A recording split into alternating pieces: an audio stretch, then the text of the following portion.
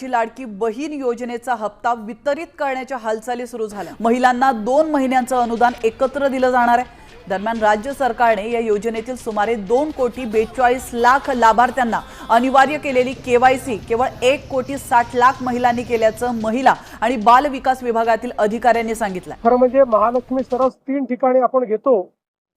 या 3 ठिकाणी मिळून जवळपास 100 कोटी रुपयांचा व्यवहार एकट्या या प्रदर्शनाच्या माध्यमातून आमचे बचत गट करतात आणि मोठ्या प्रमाणात त्यामुळे त्यांना बाजारपेठ उपलब्ध झाल्यामुळे आमच्या महिलांचं एम्पॉवरमेंट होत आहे।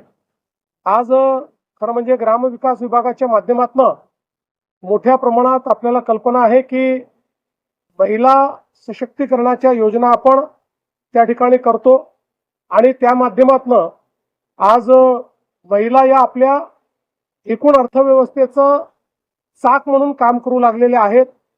लखपती दीदीकडे आपण चाललेलो आहोत।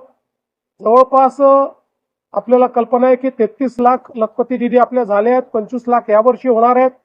1 कोटी लखपती दीदी आपण करणार आहोत आणि त्या माध्यमातून अतिशय उत्तम अशा प्रकारचे काम या ठिकाणी होणार आहे।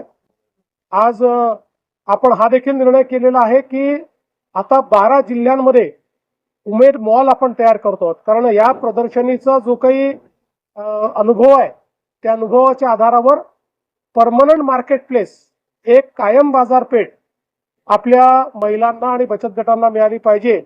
म्हणून पहिल्या टप्प्यामध्ये 12 जिल्ह्यांमध्ये उमेद मॉल याचं काम आपण सुरू करतो।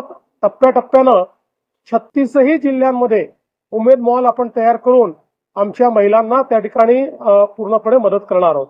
आदिवासी बहुल भागामध्ये मोठ्या प्रमाणामध्ये त्यांच्याकडे कौशल्य असतं पण त्यांना प्लॅटफॉर्म मिळत नाही। मला असं वाटतं की आपल्या या ज्या सगळ्या योजना आहेत त्या योजनाच या प्रकारच्या आहेत की कौशल्य वृद्धिंगत करायचं, त्यातनं वस्तू तयार करायची।